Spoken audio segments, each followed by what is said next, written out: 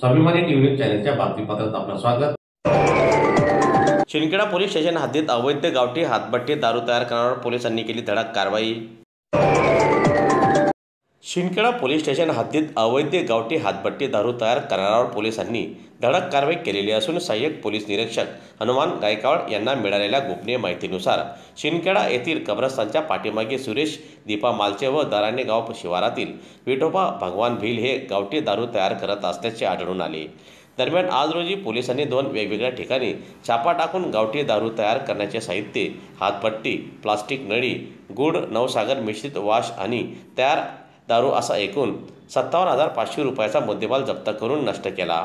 दरम्यान या प्रकरणी संबंधितांवर गुन्हा दाखल करण्यात आला असल्याची माहिती पोलीस प्रशासनातर्फे प्रसार माध्यमांना देण्यात आली। बातमीदारामार्फत बातमी मिळाली होती की दराणे गावात तसेच शिंदखेडा शहरामध्ये गावठी हातभट्टीची दारू तयार करून विक्री केली जाते। याबाबत माहिती मिळाल्याने मी तसेच माझ्यासोबतचे अंमलदार यांनी प्रथमतः दराणे गावात रेड केली असता सदर ठिकाणी विठोबा भगवान भिल हा गावठी हातभट्टीची दारू तयार करताना मिळून आला।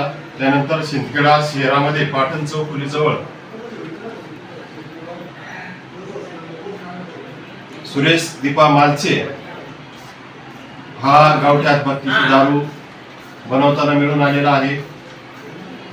या दोन्ही आरोपींवर आम्ही रेड करून कारवाई केलेली आहे। सदर कारवाईमध्ये मी तसेच PSI Deshmukh, PSI Phulpagare, head constable Akhil Pathan, police head constable Sabir Shaikh, police head constable Prashant Pawar, police constable Vishal Sonawane, police constable Rupesh Chaudhari, police constable Dinesh Deore, police constable Rakesh Thakur, police constable Pankaj Kulkarni, police constable Poonamchand Koli, police constable Nagesh Sirsat, police constable Chetan Mali, महिला पोलीस कॉन्स्टेबल माधुरी चव्हाण, महिला पोलीस कॉन्स्टेबल वर्षा गोपाळ यांनी माननीय पोलीस अधीक्षक देवरेसो, माननीय अपर police अधीक्षक देवरेसो, माननीय उपविभागीय police अधिकारी गोसावी सो यांच्या मार्गदर्शनाखाली कारवाई केलेली आहे।